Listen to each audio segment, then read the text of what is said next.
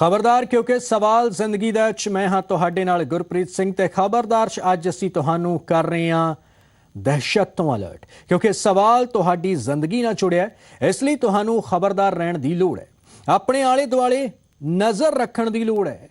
पठानकोट हमले के बाद सुरक्षा एजेंसियां चौकस ने ते शक के दायरे च आउण वाली हर चीज़ नूं जांचिया परखिया जा रहा है। इस दौरान शक के दायरे च आई है एक चिट्टे रंग की ऑल्टो कार जो पठानकोट तो लापता हुई तो हुण हिमाचल प्रदेश तो लैके दिल्ली तक इस कार नूं लैके पुलिस ने जारी कर दिता है हाई अलर्ट।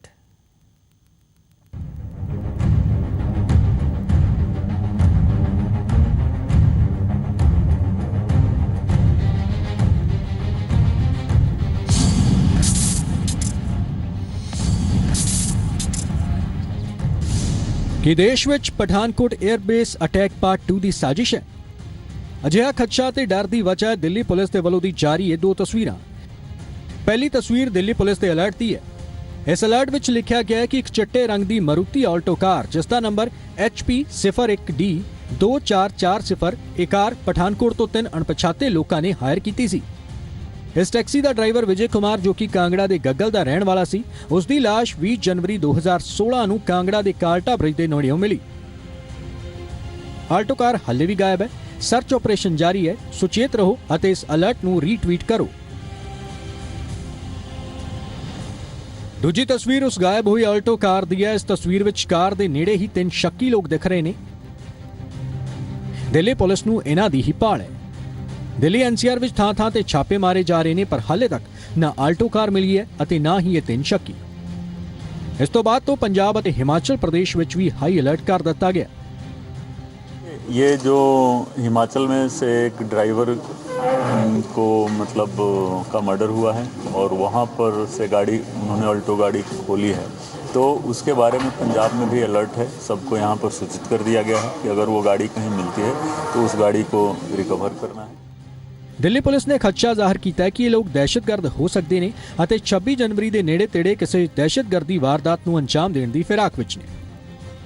सही हमें ये इन्फॉर्मेशन मिली तो इसको हमने मुनासिब समझा कि हम इसके बारे में जानकारी जनता को भी दें, क्योंकि जनता की अलर्टनेस आवश्यक होती है किसी भी सिचुएशन का मुकाबला करने के लिए। हमारी अभी इन्वेस्टिगेशन जारी है। जैसे ही इन्वेस्टिगेशन कंप्लीट हो जाएगी तो मैं आपके साथ में पूरी इन्फॉर्मेशन शेयर करूँ। सूत्रों के मुताबिक ऑल्टो कार 14 जनवरी को हिमाचल के कांगड़ा तो हायर की गई सी। ड्राइवर का कतल कांगड़ा तो 35 किलोमीटर दूर गला दबा के किया गया सी, जबकि ड्राइवर कांगड़ा का नहीं बल्कि पठानकोट गुरदासपुर का रहने वाला सी। बचपन तो कांगड़ा विच अपने मामा के घर रह रहा सी। गड्डी की आखिरी लोकेशन मोहाली के नेड़े तेड़े दसी गई। तीनों शक्कियां की उम्र 30 तो 32 साल है। इस वारदात को दिल्ली पुलिस वड्डे खतरे की आहट के तौर पर देख रही है, क्योंकि पठानकोट एयरबेस हमले विच भी दहशतगर्दां ने पंजाब के SP सलविंदर सिंह की कार का इस्तेमाल किया सी, जबकि टैक्सी ड्राइवर का कतल कर दिया गया सी। सिर्फ 6 से 7 लोग या 8 लोग इन्फिल्ट्रेट किए हैं पठानकोट में, ये अनुमान गलत है। बहुत ज़्यादा क्वांटिटी में नंबर्स में लोग इन्फिल्ट्रेट किए हैं और मेरा अपना ख्याल है कि वो अभी लाई डोगो अभी चुपचाप बैठे हैं। फौजी शब्द में उसको लाई डोगो बोलते हैं। अभी चुपचाप बैठे हैं और वो एक वक्त का इंतज़ार कर रहे हैं। हो सकता है ये अपने जो बॉसेस हैं पाकिस्तान में ISI और पाकिस्तान आर्मी से उनसे हरी झंडी का इस्तेमाल वेट कर रहे हैं, इंतज़ार कर रहे हैं। उनसे हरी झंडी मिले तो स्ट्राइक करें, क्योंकि पठानकोट के बाद अभी मामला गर्म है। इस विचाले नोएडा तो ITBP के IG आनंद स्वरूप की चोरी हुई कार भी हाले तक नहीं मिली है। 26 जनवरी के मद्देनजर किसी भी दहशतगर्दी हमले की साजिश को नाकाम करने के लिए दिल्ली पुलिस सुरक्षा एजेंसियां दिल्ली तो लैके देश भर में छापेमारी कर रही हैं। जितेंद्र शर्मा, जी मीडिया, दिल्ली। जी हाँ, पूरा देश अलर्ट ते है। देश भर विच सुरक्षा के पुख्ता इंतजाम किए गए ने ते हिमाचल प्रदेश के विच भी सुरक्षा के पुख्ता इंतजाम किए गए ने। किहो जी तस्वीर है उत्थे, इस बारे होर ज़्यादा गलबात की साडे पत्रकार मोहित प्रेम शर्मा ने हिमाचल पुलिस के ADGP दे नाल। चोरी हुई है और कथित रूप से बताया जा रहा है कि ये आतंकी हो सकते हैं जिन्होंने कार अगवा की है और इसमें जो ड्राइवर है उसका कत्ल कर दिया गया है। और हमारे साथ इस मुद्दे पर बात करने के लिए हिमाचल प्रदेश पुलिस महकमे के ADGP law and order Sanjay Kundu मौजूद हैं। संजय जी, ये पूरा मामला जानना चाहेंगे, कहाँ से शुरुआत हुई थी इस मामले? 14 तारीख को 3 नौजवान धर्मशाला की तरफ से गग्गल आए थे और उन्होंने टैक्सी किराए पे लेने की प्रक्रिया शुरू की। जो विजय कुमार था उसने 1600 रुपये में माना, वो पठानकोट टैक्सी के लिए रवाना हो गए। 16 तारीख को इसके पेरेंट्स ने गग्गल पुलिस स्टेशन में आके कंप्लेंट की कि ये लड़का विजय कुमार जो ड्राइवर है ऑल्टो के साथ मिसिंग है और इसका कुछ पता नहीं लग रहा। फिर इसके बाद काफ़ी लंबी सर्च की गई और कॉर्डन सर्च वगैरह किया गया। 20 तारीख को इसकी डेड बॉडी 32 माइल है जो पठानकोट धर्मशाला के रास्ते में है, उसमें एक ब्रिज के नीचे पाई गई और इसके चेस्ट के छाती के ऊपर इसका मोबाइल था। इसकी जो डेथ है हमने पोस्टमार्टम से जाना है कि स्ट्रैंगुलेशन से हुई थी। इस कार का अभी तक कुछ पता नहीं लगा। जो 3 नवयुवक थे, यूथ थे, उनका भी कुछ पता नहीं लगा। जिस तरह से ये बता रहे हैं कि मोबाइल छाती पे रखा हुआ था, तो नॉर्मली जो क्रिमिनल्स होते हैं वो तो लूटपाट के इरादे से ही जो है वो इस तरह की एक्टिविटीज को अंजाम देते हैं। कहीं ना कहीं अब पुलिस को ये लग रहा है कि जो शक है वो अब सच में तब्दील होता नजर आ रहा है कि आतंकी हो सकते हैं, क्योंकि हाल ही में पठानकोट हमला भी हुआ और गणतंत्र दिवस भी जो नजदीक है। देखिए, फैक्ट्स पे तो ये है कि हम अभी कुछ नहीं कह सकते। ये क्राइम है और इसकी इन्वेस्टिगेशन कर रहे हैं और हम सारे एस्पेक्ट्स हैं उसमें इस इन्वेस्टिगेशन को कर रहे हैं। All ends are open to us right now. तो जो गणतंत्र दिवस हिमाचल में भी है, तो वहाँ जो हिमाचल की सीमाएं हैं, क्योंकि आतंकी घटनाएं जो लगातार पंजाब पड़ोसी राज्य में हो रही है, ऐसे में प्रिकॉशनरी मेजर्स किस तरह से लिए गए हिमाचल? हमने सारे डिस्ट्रिक्ट्स, सारे बॉर्डर डिस्ट्रिक्ट्स, सारे बॉर्डर पोस्ट इसमें अलर्ट जारी किया है। सो अलर्ट जारी है हर हिस्से ਦੇ ਵਿੱਚ, ਹਰ ਕੋਨੇ ਦੇ ਵਿੱਚ। ਉਧਰ ਹਿਮਾਚਲ ਦੇ ਜਵਾਲੀ ਤੋਂ ਆਲਟੋ ਕਾਰ ਡਰਾਈਵਰ ਦੀ ਲਾਸ਼ ਮਿਲਣ ਤੋਂ ਬਾਅਦ ਪੰਜਾਬ, ਹਰਿਆਣਾ ਤੇ ਦਿੱਲੀ ਪੁਲਿਸ ਅਲਰਟ ਤੇ ਨੇ। ਹਿਮਾਚਲ ਦੀਆਂ ਸਾਰੀਆਂ ਸਰਹੱਦਾਂ ਨੂੰ ਸੀਲ ਕਰ ਦਿੱਤਾ ਗਿਆ ਹੈ। ਜ਼ੀ ਮੀਡੀਆ ਦੀ ਟੀਮ ਨੇ ਉਸ ਥਾਂ ਦਾ ਜਾਇਜ਼ਾ ਲਿਆ ਜਿੱਥੋਂ ਕਾਰ ਡਰਾਈवर ਦੀ ਲਾਸ਼ ਮਿਲੀ ਸੀ। हम हिमाचल प्रदेश के उस एरिया में खड़े हैं, उस स्पॉट पर खड़े हैं जहां पर अल्टो गाड़ी के ड्राइवर विजय कुमार की लाश को छुपाया गया था। आप मेरे पीछे देख सकते हैं, यही वो पुली है जहां पर ड्राइवर विजय कुमार की लाश को जो है छुपाया गया था और यहां पर छुपा करके ऊपर कुछ पत्थर जो है वो रख दिए गए थे, जो कि बाद में विजय कुमार की लाश जो है यहीं से बरामद हुई, जिससे इस सारी बात का खुलासा हुआ कि उसको मार करके कुछ लोग जो हैं, जो 3 लोग बताए जा रहे हैं, वो गाड़ी लेकर भाग गए हैं, जिससे पंजाब और हिमाचल दोनों राज्यों की पुलिस सख्ती में है और दोनों बॉर्डर्स के जो एरियाज हैं उसको सील कर दिया गया है। कैमरामैन जतिन के साथ अजय महाजन, जी मीडिया, कोटला, हिमाचल प्रदेश।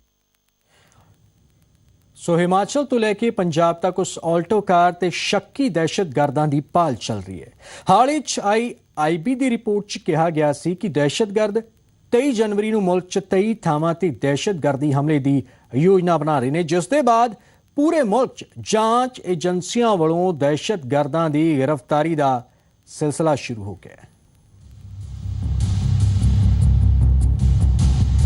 ਕਰਨਾਟਕ ਦੇ ਮੈਂਗਲੋਰ ਤੋਂ ਗ੍ਰਿਫਤਾਰ ISIS ਦੇ ਸ਼ੱਕੀ ਦਹਿਸ਼ਤਗਰਦ ਨੂੰ ਦੇਖੋ। ਬੀਤੇ 24 ਘੰਟਿਆਂ ਵਿੱਚ 1-2 ਨਹੀਂ 14 ਸ਼ੱਕੀ ਕੌਮੀ ਜਾਂਚ ਏਜੰਸੀ ਦੀ ਛਾਪੇਮਾਰੀ ਵਿੱਚ ਫੜੇ ਗਏ ਨੇ। ਇਹਨਾਂ ਵਿੱਚੋਂ 5 ਸ਼ੱਕੀ ਦਹਿਸ਼ਤਗਰਦਾਂ ਨੂੰ ਗ੍ਰਿਫਤਾਰ ਕੀਤਾ ਗਿਆ, ਜਦਕਿ 9 ਸ਼ੱਕੀਆਂ ਨੂੰ ਹਿਰਾਸਤ ਵਿੱਚ ਲੈ ਕੇ ਪੁੱਛਗਿੱਛ ਚੱਲ ਰਹੀ है। अच्छा है, खतरा कितना ज़्यादा क्योंकि अभी जितने भी जो पकड़े गए हैं और जितने भी हमारे निगरानी में हैं और जहाँ तक हम समझते हैं कि बहुत सालों के बाद इतना ज़्यादा मात्रा में हम लोगों ने क्रैक डाउन किया है हर जगह में, तो एक उसको ये दर्शाता है कि हम लोग कितने एक फोकस तरीके से अपना कदम उठा रहे हैं। NIA ਦੀ ਛਾਪੇਮਾਰੀ ਮਹਾਰਾਸ਼ਟਰ, ਉੱਤਰ ਪ੍ਰਦੇਸ਼, ਪੱਛਮੀ ਬੰਗਾਲ, ਅਸਮ, ਰਾਜਸਥਾਨ, ਹੈਦਰਾਬਾਦ ਅਤੇ ਕਰਨਾਟਕ ਵਿੱਚ ਹੁਣ ਵੀ ਜਾਰੀ ਹੈ। ਹੈਦਰਾਬਾਦ ਤੋਂ ਇੱਕ ਸ਼ੱਕੀ ਦਹਿਸ਼ਤਗਰਦ ਅਤੇ ਉਸਦੇ 3 ਸਾਥੀਆਂ ਨੂੰ ਫੜਿਆ ਗਿਆ। ਉਹਨਾਂ ਤੋਂ ਭਾਰੀ ਮਾਤਰਾ ਵਿੱਚ ਧਮਾਕਾ ਖੇਸ ਮਿਲਿਆ। ਇਸ ਤੋਂ ਇਲਾਵਾ 4 ਸ਼ੱਕੀਆਂ ਨੂੰ ਬੈਂਗਲੁਰੂ ਤੋਂ, ਇੱਕ ਨੂੰ ਤੁਮਕੁਰ ਅਤੇ ਇੱਕ ਨੂੰ ਹੁਬਲੀ ਤੋਂ ਹਿਰਾਸਤ ਵਿੱਚ ਲਿਆ ਗਿਆ। ਮੈਨੂੰ ਦੱਸਿਆ ਗਿਆ ਹੈ ਕਿ 6 ਲੋਕਾਂ ਨੂੰ ਸ਼ੱਕ ਦੇ ਆਧਾਰ ਤੇ NIA ਅਤੇ ਪੁਲਿਸ ਨੇ ਹਿਰਾਸਤ ਵਿੱਚ ਲਿਆ ਹੈ। ਇਹਨਾਂ ਸਾਰਿਆਂ ਤੋਂ ਪੁੱਛਗਿੱਛ ਕੀਤੀ ਜਾ ਰਹੀ ਹੈ। ਖੁਫੀਆ ਸੂਤਰਾਂ ਦੇ ਮੁਤਾਬਕ ਗ੍ਰਿਫਤਾਰ ਕੀਤੇ ਗਏ ਸ਼ੱਕੀ ਦਹਿਸ਼ਤਗਰਦ 26 ਜਨਵਰੀ ਦੇ ਨੇੜੇ-ਤੇੜੇ ਦੇਸ਼ ਭਰ ਵਿੱਚ ਦਹਿਸ਼ਤਗਰਦੀ ਹਮਲੇ ਦਾ ਪਲਾਨ ਬਣਾ ਰਹੇ ਸਨ।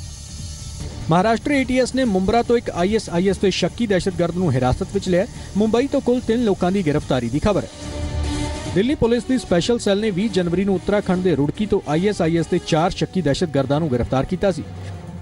ਇਹ ਦਹਿਸ਼ਤਗਰਦ ਅਰਧਕੁੰਮ ਵਿੱਚ ਦਹਿਸ਼ਤਗਰਦੀ ਹਮਲਾ ਕਰਨ ਦਾ ਪਲਾਨ ਬਣਾ ਰਹੇ ਸਨ। ਇਹਨਾਂ ਨੇ ਦਿੱਲੀ NCR ਦੀ ਰੇਕੀ ਵੀ ਕੀਤੀ ਸੀ। फेसबुक और ऐसे ऐसे इंटरनेट के माध्यम से जितने व्हाट्सएप वगैरह ऐसे ऐसे माध्यम से जो यूथ हैं उनको फ्राइडे सरमन्स में प्रोवोकेटिव स्टेटमेंट दे के जिहाद की बात करके स्वर्ग की बात करके अल्लाह का नाम लेके इस तरह से कंफ्यूज कर रहे हैं, गुमराह कर रहे हैं। रुड़की तो गिरफ्तार दहशतगर्दां तो मिले लीड्स ते कार्रवाई करते हुए NIA ने देश भर ਵਿੱਚ छापेमारी की। ਇਸ ਤੋਂ ਪਹਿਲਾਂ IB ਦੇ ਵੱਲੋਂ ਵੀ ਇੱਕ ਰਿਪੋਰਟ ਜਾਰੀ ਕੀਤੀ ਗਈ ਸੀ ਜਿਸ ਵਿੱਚ ਕਿਹਾ ਗਿਆ ਸੀ ਕਿ ਦਹਿਸ਼ਤਗਰਦੀ ਜਥੇਬੰਦੀਆਂ ਨੇ 23 ਜਨਵਰੀ ਨੂੰ 23 ਧਮਾਕਿਆਂ ਦੀ ਤਿਆਰੀ ਕੀਤੀ ਹੈ। ਇਹ ਹਮਲਾ 4 ਦਹਿਸ਼ਤਗਰਦੀ ਜਥੇਬੰਦੀਆਂ ਵੱਲੋਂ ਹੋਣ ਦਾ ਖਦਸ਼ਾ ਜਤਾਇਆ ਗਿਆ। ਆਤਮਘਾਤੀ ਹਮਲੇ ਤੋਂ ਲੈ ਕੇ ਬੰਬ ਧਮਾਕੇ ਤੱਕ ਦੀ ਘਟਨਾ ਨੂੰ ਅੰਜਾਮ ਦਿੱਤਾ ਜਾ ਸਕਦਾ ਹੈ। IB ਦੀ ਰਿਪੋਰਟ ਵਿੱਚ ਕਿਹਾ ਗਿਆ ਕਿ ISIS ਤੋਂ ਇਲਾਵਾ 4 ਦਹਿਸ਼ਤਗਰਦੀ ਜਥੇਬੰਦੀਆਂ ਨੇ ਦੇਸ਼ ਵਿੱਚ ਹਮਲੇ ਦੀ ਸਾਜ਼ਿਸ਼ ਰਚੀ ਹੈ। ਇਸ ਵਿੱਚ ਜੈਸ਼-ਏ-ਮੁਹੰਮਦ, ਲਸ਼ਕਰ-ਏ-ਤੈਯਬਾ, ਇੰਡੀਅਨ ਮੁਜਾਹਿਦੀਨ ਅਤੇ ਬੰਗਲਾਦੇਸ਼ ਦੀ ਦਹਿਸ਼ਤਗਰਦੀ ਜਥੇਬੰਦੀ ਹਿਜ਼ਬੁਲ ਤਹਿਰੀਰ ਦੇ ਦਹਿਸ਼ਤਗਰਦ ਸ਼ਾਮਲ ਨੇ। Sleeper cells almost all over India bust कर दिए गए हैं और दोबारा ये क्रिएट करने में इतनी जल्दी से होना इतना आसान नहीं है, क्योंकि कर्नाटका में और कुछ जगह महाराष्ट्र में और यूपी में ये 3 जगह ही इन्होंने क्रिएट किए थे और वो ऑलमोस्ट बस्ट हो चुके हैं। अब नए वो क्रिएट करेंगे तो उसमें काफ़ी टाइम लगता है। चैलेंज तो है, लेकिन चैलेंज के लिए हम ये तैयार हैं। ये मैं आपको अगर कह रहा हूँ तो ये किसी बेस पे आपको कह रहा हूँ, ऐसी बात नहीं है। हमारे अब बिल्कुल हम अलर्ट हैं और इसमें कोई चांस नहीं है कि IS एकदम इस तरह के इन्फिल्ट्रेशन करेगा जैसे उसने फ्रांस में किए या दूसरे यूरोपियन कंट्रीज में किए। इंडिया में इतना आसान नहीं होगा। इस विचाले BJP ਦੇ ਬੁਲਾਰੇ ਸ਼ਹਿਨਵਾਜ਼ ਹੁਸੈਨ ਨੂੰ ਵੀ ISIS ਤੋਂ ਜਾਨ ਤੋਂ ਮਾਰਨ ਦੀ ਧਮਕੀ ਮਿਲੀ ਹੈ। ਦਿੱਲੀ NCR ਤੋਂ ਲੈ ਕੇ ਦੇਸ਼ ਦੇ ਵੱਖ-ਵੱਖ ਸ਼ਹਿਰਾਂ ਵਿੱਚ ਮੰਦਰ ਤੋਂ ਲੈ ਕੇ ਮਾਲ ਅਤੇ ਰੈਸਟੋਰੈਂਟ ਤੱਕ 23 ਥਾਵਾਂ ਤੇ ਦਹਿਸ਼ਤਗਰਦੀ ਹਮਲੇ ਦੀ ਸਾਜ਼ਿਸ਼ ਨੂੰ ਨਾਕਾਮ ਕਰਨ ਦੇ ਲਈ ਸੁਰੱਖਿਆ ਏਜੰਸੀਆਂ ਦੀ ਛਾਪੇਮਾਰੀ ਹਾਲੇ ਵੀ ਚੱਲ ਰਹੀ ਹੈ। ਨਿਵਰਤੀ ਮੋਹਨ ਅਤੇ ਮਨੀਸ਼ ਸ਼ੁਕਲਾ ਦੇ ਨਾਲ ਜਿਤੇਂਦਰ ਸ਼ਰਮਾ, ਜ਼ੀ ਮੀਡੀਆ, ਦਿੱਲੀ। ਅਬੋਹਰ ਭੀਮ ਕਤਲकांड ਦੇ ਮੁੱਖ ਮੁਲਜ਼ਮ ਮੰਨੇ ਜਾ ਰਹੇ ਸ਼ਿਵਲਾਲ ਡੋਡਾ ਨੇ ਫਾਜ਼ਿਲਕਾ ਪੁਲਿਸ ਦੇ ਸਾਹਮਣੇ ਸਰੈਂਡਰ ਕਰ ਦਿੱਤਾ ਹੈ।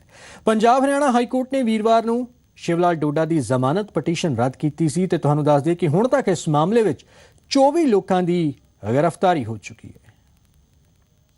ਚਿੱਟੀ ਜੈਕਟ ਵਿੱਚ ਪੁਲਿਸ ਦੇ ਸਾਹਮਣੇ ਖੜੇ ਨੇ ਅਬੋਹਰ ਭੀਮਟਾਂਗ ਕਤਲकांड ਦੇ ਮੁਲਜ਼ਮ ਨੰਬਰ 24 ਸ਼ਿਵਲਾਲ ਡੋਡਾ। ਪਿਛਲੇ ਤਕਰੀਬਨ 1.5 ਮਹੀਨੇ ਤੋਂ ਪੁਲਿਸ ਦੇ ਨਾਲ ਲੁਕਣ ਮੀਟੀ ਦਾ ਖੇਡ ਰਹੇ ਸ਼ਿਵਲਾਲ ਡੋਡਾ ਨੇ ਅਦਾਲਤ ਦਾ ਹਰ ਦਰਵਾਜ਼ਾ ਖਟਖਟਾਇਆ, ਪਰ ਜਦੋਂ ਵੀਰਵਾਰ ਨੂੰ ਲੰਮੀ ਬਹਿਸ ਕਰਨ ਦੇ ਬਾਅਦ ਪੰਜਾਬ ਹਰਿਆਣਾ ਹਾਈ ਕੋਰਟ ਨੇ ਸ਼ਿਵਲਾਲ ਡੋਡਾ ਦੀ ਜ਼ਮਾਨਤ ਰੱਦ ਕਰ ਦਿੱਤੀ ਤਾਂ ਆਖਿਰਕਾਰ ਡੋਡਾ ਨੂੰ ਪੁਲਿਸ ਦੇ ਸਾਹਮਣੇ ਸਰੈਂਡਰ ਕਰਨਾ ਹੀ ਪਿਆ। ਭੀਮਟਾਂਗ ਦਾ ਕਤਲ ਸ਼ਿਵਲਾਲ ਡੋਡਾ ਦੇ ਫਾਰਮ ਹਾਊਸ ਵਿੱਚ ਹੋਇਆ ਸੀ। ਭੀਮਟਾਂਗ ਦੇ ਕਤਲ ਤੇ ਪੰਜਾਬ ਤੋਂ ਲੈ ਕੇ ਦਿੱਲੀ ਤੱਕ ਸਿਆਸਤ ਭਖੀ। ਪੰਜਾਬ ਪੁਲਿਸ ਤੇ ਦਬਾਅ ਪਿਆ ਤਾਂ ਇੱਕ ਤੋਂ ਬਾਅਦ ਇੱਕ ਗ੍ਰਿਫਤਾਰੀਆਂ ਸ਼ੁਰੂ ਹੋ ਗਈਆਂ। ਪੰਜਾਬ ਪੁਲਿਸ ਅਤੇ ਸੂਬਾ ਸਰਕਾਰ ਇਸ ਨੂੰ ਗੈਂਗਵਾਰ ਦਾ ਨਾਂ ਦਿੰਦੇ ਰਹੀ ਤਾਂ ਦਲਿਤ ਹੋਣ ਦੀ ਵਜ੍ਹਾ ਕਰਕੇ ਵਿਰੋਧੀ ਧਿਰ ਸਰਕਾਰ ਨੂੰ ਘੇਰਦੇ ਰਹੇ। ਵਿਰੋਧੀ ਧਿਰ ਨੇ ਸਰਕਾਰ ਤੇ ਸ਼ਿਵਲਾਲ ਡੋਡਾ ਨੂੰ ਬਚਾਉਣ ਦਾ ਇਲਜ਼ਾਮ ਲੱਗਦਾ ਰਿਹਾ। ਹੁਣ ਜਦੋਂ ਸ਼ਿਵਲਾਲ ਡੋਡਾ ਦੀ ਗ੍ਰਿਫਤਾਰੀ ਹੋ ਚੁੱਕੀ ਹੈ ਤਾਂ ਇਸ ਮਾਮਲੇ ਨੂੰ ਲੈ ਕੇ ਸੂਬਾ ਸਰਕਾਰ ਨੂੰ ਥੋੜੀ ਰਾਹਤ ਜ਼ਰੂਰ ਮਿਲੀ ਹੋਵੇਗੀ, ਪਰ ਇਸ ਦੌਰਾਨ ਪੁਲਿਸ ਸਾਹਮਣੇ ਚੁਣੌਤੀ ਵੀ ਹੋਵੇਗੀ ਕਿ ਭੀਮਟਾਂਗ ਕਤਲकांड ਦੀਆਂ ਸਾਰੀਆਂ ਕੜੀਆਂ ਨੂੰ ਜੋੜਿਆ ਜਾਵੇ ਤਾਂ ਜੋ ਮੁਲਜ਼ਮਾਂ ਨੂੰ ਸਜ਼ਾ ਦਿਵਾਈ ਜਾ ਸਕੇ। ਸੁਨੀਲ ਨਾਗਪਾਲ, ਜ਼ੀ ਮੀਡੀਆ, ਫਾਜ਼ਿਲਕਾ। ਤੇ ਹੁਣ ਗੱਲ ਉਸ ਖੁਲਾਸੇ ਦੀ ਜਿਸਨੇ ਸਾਈਬਰ ਸਿਟੀ ਦੀ ਹਾਈਟੈਕ ਪੁਲਿਸ ਤੇ ਇੱਕ ਵਾਰ ਮੁੜ ਤੋਂ ਸਵਾਲ ਖੜੇ ਕੀਤੇ ਨੇ। ਇੱਕ ਪਾਸੇ ਹਰਿਆਣਾ 'ਚ ਮਹਿਲਾ ਥਾਣਿਆਂ ਦੀ ਸ਼ੁਰੂਆਤ ਇਸ ਦਾਅਵੇ ਨਾਲ ਕੀਤੀ ਗਈ ਸੀ ਕਿ ਪੀੜਤ ਔਰਤਾਂ ਨੂੰ ਇਨਸਾਫ ਲਈ ਠੋਕਰਾਂ ਨਹੀਂ ਖਾਣੀਆਂ ਪੈਣਗੀਆਂ, ਪਰ ਗੁੜਗਾਉਂ 'ਚ ਇੱਕ ਵਿਦਿਆਰਥਣ ਜੋ ਆਪਣਿਆਂ ਦੀ ਹੀ ਦਰਿੰਦਗੀ ਦਾ ਸ਼ਿਕਾਰ ਹੋਈ ਸੀ, ਉਸ ਨੂੰ ਕਾਨੂੰਨ ਦੇ ਰਾਖਿਆਂ ਤੋਂ ਵੀ ਮਦਦ ਨਹੀਂ ਮਿਲੀ ਤੇ ਹਾਰ ਕੇ ਉਸ ਨੂੰ ਅਦਾਲਤ ਦਾ ਰੁਖ ਕਰਨਾ ਪਿਆ। ਆਪਣੇ ਪਿਤਾ ਦੀ ਮੌਤ ਤੋਂ ਬਾਅਦ ਜਿਸ ਸ਼ਖਸ ਨੂੰ ਉਸਨੇ ਆਪਣੇ ਪਿਤਾ ਦੀ ਨਜ਼ਰ ਨਾਲ ਵੇਖਿਆ, ਉਸਨੇ ਹੀ ਇਸ ਨੂੰ ਦਿੱਤਾ ਇੱਕ ਅਜਿਹਾ ਦਰਦ ਕਿ ਜ਼ਿੰਦਗੀ ਉਸ ਨੂੰ ਬੋਝ ਲੱਗਣ ਲੱਗੀ। ਉਸ ਨੂੰ ਉਮੀਦ ਸੀ ਕਿ ਜ਼ਿੰਦਗੀ ਦੇ ਇਸ ਮੋੜ ਤੇ ਉਸ ਦਾ ਦਰਦ ਉਸ ਦੀ ਮਾਂ ਤੋਂ ਬਿਹਤਰ ਹੋਰ ਕੋਈ ਨਹੀਂ ਸਮਝ ਸਕਦਾ, ਪਰ ਫਿਰ ਉਸ ਨੂੰ ਇੱਕ ਹੋਰ ਝਟਕਾ ਮਿਲਿਆ ਜਦ ਮਾਂ ਨੇ ਉਲਟਾ ਉਸ ਨੂੰ ਹੀ ਕਸੂਰਵਾਰ ਦੱਸਿਆ। ਗੁੜਗਾਉਂ ਦੇ ਵਿੱਚ ਰਹਿਣ ਵਾਲੀ ਲਾਅ ਦੀ ਇਸ ਵਿਦਿਆਰਥਣ ਨੇ ਜਨਮ ਦੇਣ ਵਾਲੀ ਮਾਂ ਅਤੇ ਉਸ ਦੇ ਲਿਵ ਇਨ ਪਾਰਟਨਰ ਤੇ ਜੋ ਇਲਜ਼ਾਮ ਲਾਏ ਨੇ ਉਹ ਰੌਂਗਟੇ ਖੜੇ ਕਰਨ ਵਾਲੇ ਨੇ।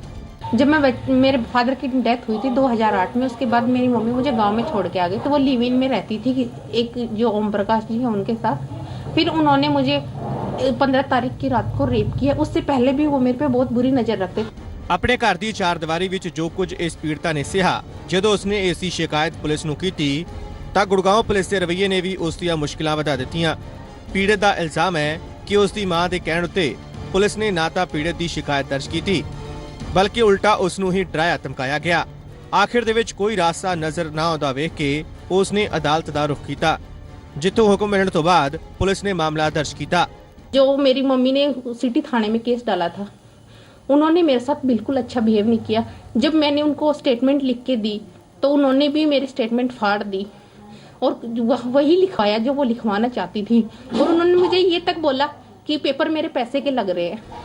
ਪੀੜਤ ਪੁਲਿਸ ਦੇ ਉੱਤੇ ਸਹਿਯੋਗ ਨਾ ਕਰਨ ਦੇ ਇਲਜ਼ਾਮ ਲਾ ਰਹੀ ਹੈ, ਜਦਕਿ ਪੁਲਿਸ ਦਾ ਕਹਿਣਾ ਹੈ ਕਿ ਮੁਲਜ਼ਮ ਮਾਂ ਅਤੇ ਪੀੜਤ ਧੀ ਨੇ ਕਈ ਵਾਰ ਇੱਕ ਦੂਜੇ ਦੇ ਖਿਲਾਫ ਸ਼ਿਕਾਇਤ ਦਿੱਤੀ ਅਤੇ ਕਈ ਵਾਰ ਸ਼ਿਕਾਇਤ ਵਾਪਸ ਲਈ। ਹਾਲਾਂਕਿ ਹੁਣ ਪੁਲਿਸ ਨੇ ਪੀੜਤ ਦੀ ਮਾਂ ਅਤੇ ਉਸਦੇ ਲਿਵ ਇਨ ਪਾर्टनर के खिलाफ मामला दर्ज कर लिया है। एक लड़की लाग स्टूडेंट है और मूल रूप से राजस्थान की रहने वाली है। अभी 3 साल से अपनी माँ के साथ यहाँ गुड़गांव में रह रही थी और उसकी माँ अपने एक व्यक्ति के साथ लिव इन पार्टनरशिप में रह रही थी। अब लिव इन रिलेशनशिप में जो व्यक्ति था उसने अभी उस पर आरोप लगाया लड़की ने कि अभी 15-12 को उसने उसके साथ रेप कर दिया। जो ये कंप्लेंट प्राप्त होने पर मुकदमा दर्ज कर लिया गया है और तफ्तीश जारी है। ਮਾਂ ਅਤੇ ਧੀ ਦੇ ਰਿਸ਼ਤੇ ਨੂੰ ਸ਼ਰਮਸਾਰ ਕਰਨ ਵਾਲਾ ਇਹ ਮਾਮਲਾ ਬੇहद ਹੈਰਾਨ ਕਰਨ ਵਾਲਾ ਹੈ। ਇਸ ਵਾਰਦਾਤ ਨੇ ਜ਼ਿੰਦਗੀ ਵਿੱਚ ਰਿਸ਼ਤਿਆਂ ਦੇ ਕੱਟ ਹੋ ਰਹੇ ਵਜੂਦ ਨੂੰ ਵੀ ਸਾਬਤ ਕੀਤਾ ਹੈ। ਅਜਿਹੇ ਵਿੱਚ ਪੀੜਤ ਹੁਣ ਸਿਰਫ ਅਤੇ ਸਿਰਫ ਆਪਣੇ ਲਈ ਇਨਸਾਫ ਦੀ ਮੰਗ ਕਰ ਰਹੀ ਹੈ। ਆਲੋਕ ਉਪਾਧਿਆਏ, ਜ਼ੀ ਮੀਡੀਆ, ਗੁੜਗਾਉਂ। ਇੱਕ ਅਜਿਹਾ ਸ਼ਖਸ ਜੋ ਹਾਈ ਪ੍ਰੋਫਾਈਲ ਜ਼ਿੰਦਗੀ ਜੀ ਰਿਹਾ ਸੀ ਤੇ ਆਪਣੇ ਝੂਠੇ ਰਸੂਖ ਦੇ ਦਮ ਤੇ ਉਹ ਲੱਭਦਾ ਸੀ ਆਪਣਾ ਸ਼ਿਕਾਰ। ਕਿਵੇਂ ਉਸਨੇ ਲੋਕਾਂ ਨੂੰ ਠੱਗਿਆ ਤੇ ਕਿਵੇਂ ਉਹ ਪੁਲਿਸ ਦੇ ਸ਼ਿਕੰਜੇ ਵਿੱਚ ਆਇਆ, ਤੁਸੀਂ ਦੇਖੋ ਇਹ ਰਿਪੋਰਟ ਤੇ ਮੈਨੂੰ ਦਿਓ ਇਜਾਜ਼ਤ। ਗੌਰ ਨਾਲ ਵੇਖ ਲਓ ਇਸ ਚਿਹਰੇ ਨੂੰ। ਕਿਸੇ ਤੁਸੀਂ ਵੀ ਤਾਂ ਨਹੀਂ ਬਣੇ ਇਸ ਹਾਈ ਪ੍ਰੋਫਾਈਲ ਠੱਗ ਦੇ ਸ਼ਿਕਾਰ, ਕਿਉਂਕਿ ਪੂਰੇ ਦੇਸ਼ ਵਿੱਚ ਫੈਲਾਇਆ ਸੀ ਇਸ ਸ਼ਖਸ ਨੇ ਆਪਣਾ ਜਾਲ। अजय पंडित या फिर इंज कहो कि एक VIP ठग जो ਵੱਡੇ ਵਪਾਰੀਆਂ ਨੂੰ ਕਰੋੜਾਂ ਦੇ ਮੁਨਾਫੇ ਦੇ ਹਸੀਨ ਸੁਪਨੇ ਵਿਖਾਉਂਦਾ ਅਤੇ ਫਿਰ ਉਹਨਾਂ ਨੂੰ ਚੂਨਾ ਲਾ ਕੇ ਫਰਾਰ ਹੋ ਜਾਂਦਾ। ਇਹ ਸ਼ਖਸ ਖੁਦ ਨੂੰ ਵੱਡੇ ਮੰਤਰੀਆਂ ਅਤੇ ਸਿਆਸਤਦਾਨਾਂ ਦਾ ਕਰੀਬੀ ਦੱਸਦਾ ਸੀ। ਇਸ ਦਾ ਰਸੂਖ ਕੁਝ ਅਜਿਹਾ ਸੀ ਕਿ ਕਿਸੇ ਨੂੰ ਇਸ ਦੇ ਉੱਤੇ ਸ਼ੱਕ ਵੀ ਨਹੀਂ ਹੁੰਦਾ ਸੀ। ਵੱਡੇ ਫਾਰਮ ਹਾਊਸ ਦੇ ਵਿੱਚ ਰਹਿਣਾ, ਮਹਿੰਗੀਆਂ ਕਾਰਾਂ ਵਿੱਚ ਘੁੰਮਣਾ ਅਤੇ ਸਰਕਾਰੀ ਸੁਰੱਖਿਆ ਦੀ ਵਜ੍ਹਾ ਨਾਲ ਇਸ ਦੇ ਹਰ ਝੂਠ ਨੂੰ ਲੋਕ ਸੱਚ ਸਮਝ ਬੈਠਦੇ ਸੀ ਤੇ ਇਹਨਾਂ ਦੇ ਓਲੇ ਹੀ ਇਹ VIP ਠੱਗ ਆਪਣਾ ਗੋਰਖ ਧੰਦਾ ਚਲਾ ਰਿਹਾ ਸੀ। ਪਰ ਜਦੋਂ ਇਸਨੇ ਕਰਨਾਲ ਦੇ ਇੱਕ ਵੱਡੇ ਵਪਾਰੀ ਨੂੰ ਆਪਣਾ ਸ਼ਿਕਾਰ ਬਣਾਇਆ ਤਾਂ ਫਿਰ ਉਸ ਤੋਂ ਬਾਅਦ ਇਹ ਪੁਲਿਸ ਤੋਂ ਜ਼ਿਆਦਾ ਦੇਰ ਨਹੀਂ ਭੱਜ ਸਕਿਆ। जितने भी बड़े राजनेता है ये उनके सभी के नाम ले रहा है और काफ़ी सीनियर ऑफिसर्स के भी नाम ले। किसी की इन्वॉल्वमेंट थी या नहीं वो जांच का विषय है। और तो ये कि ये जो इसने इन लोगों से जो ठगी की है इस तरीके के मामलों में, उसमें अगर किसी की इन्वॉल्वमेंट है तो वो हम जान। ਕਰਨਾਲ ਤੋਂ ਇਲਾਵਾ ਦੇਸ਼ ਦੇ ਹੋਰ ਕਈ ਸੂਬਿਆਂ ਵਿੱਚ ਇਸ ਠੱਗ ਨੇ ਆਪਣਾ ਜਾਲ ਵਿਛਾਇਆ ਹੋਇਆ ਸੀ। ਇਸ ਗੱਲ ਦਾ ਖੁਲਾਸਾ ਉਦੋਂ ਹੋਇਆ ਜਦੋਂ ਮੁਲਜ਼ਮ ਦੀ ਗ੍ਰਿਫਤਾਰੀ ਦੀ ਗੱਲ ਸੁਣ ਕੇ ਪੁਣੇ ਦੇ ਵਿੱਚ ਰਹਿਣ ਵਾਲੇ ਇੱਕ ਸ਼ਖਸ ਨੇ ਕਰਨਾਲ ਪੁਲਿਸ ਦੇ ਨਾਲ ਸੰਪਰਕ ਕੀਤਾ ਤੇ ਆਪਣੀ ਰਕਮ ਵਾਪਸ ਦਿਵਾਉਣ ਦੀ ਮੰਗ ਕੀਤੀ। 50 लाख रुपए लिया था। तो आपने कहाँ मामला दर्ज कराया था? हमने मामला हरियाणा अपने अनंत कुमार डोल साहब थे, उनको हमने एप्लीकेशन आज से 1.5 साल पहले दी थी। तो अब आपको पता चला एक और मामले में गिरफ्तार हुआ है? हाँ, तो जब मुझे 2 दिन पहले मालूम पड़ा कि ये हरियाणा पुलिस ने, करनाल पुलिस ने उसको अरेस्ट किया, तब मैं यहाँ आ गया। ਸ਼ੁਰੂਆਤੀ ਪੁੱਛਗਿੱਛ ਦੇ ਆਧਾਰ ਦੇ ਉੱਤੇ ਪੁਲਿਸ ਨੇ ਮੁਲਜ਼ਮ ਤੋਂ ਤਕਰੀਬਨ 2 ਕਰੋੜ ਰੁਪਏ ਦੀ ਰਿਕਵਰੀ ਕਰ ਲਈ ਹੈ ਅਤੇ ਅਦਾਲਤ ਤੋਂ ਪੁਲਿਸ ਨੇ ਮੁਲਜ਼ਮ ਦਾ 9 ਦਿਨ ਦਾ ਰਿਮਾਂਡ ਵੀ ਹਾਸਲ ਕਰ ਲਿਆ ਹੈ, ਜਿਸ ਦੇ ਵਿੱਚ ਉਸ ਦੇ ਕੋਲੋਂ ਪੁੱਛਗਿੱਛ ਕੀਤੀ ਜਾਵੇਗੀ। हमने इसके फार्म हाउस पे रेड करके जो पैसा रिकवर किया था तो बिल्कुल हम दिल्ली पुलिस को इन्फॉर्म करके वहाँ पर गए थे और जो भी लीगल प्रोसेस है उसको। ਦਰਜਨਾਂ ਮਾਮਲਿਆਂ ਦੇ ਵਿੱਚ ਕਰੋੜਾਂ ਰੁਪਏ ਦੀ ਠੱਗੀ ਮਾਰਨ ਵਾਲਾ ਇਹ ਸ਼ਖਸ ਭਾਵੇਂ ਹੀ ਪੁਲਿਸ ਦੀ ਗ੍ਰਿਫਤ ਵਿੱਚ ਆ ਚੁੱਕਾ ਹੈ, ਪਰ ਇਸ ਮਾਮਲੇ ਨੇ ਇਹ ਸਵਾਲ ਜ਼ਰੂਰ ਖੜਾ ਕੀਤਾ ਹੈ ਕਿ ਆਖਿਰ ਅਜਿਹੇ ਸ਼ਖਸ ਨੂੰ ਸਰਕਾਰੀ ਸੁਰੱਖਿਆ ਕਿਸ ਆਧਾਰ ਦੇ ਉੱਤੇ ਦਿੱਤੀ ਗਈ। ਰਾਕੇਸ਼ ਰੋਹੇਲਾ, ਜ਼ੀ ਮੀਡੀਆ, ਕਰਨਾਲ।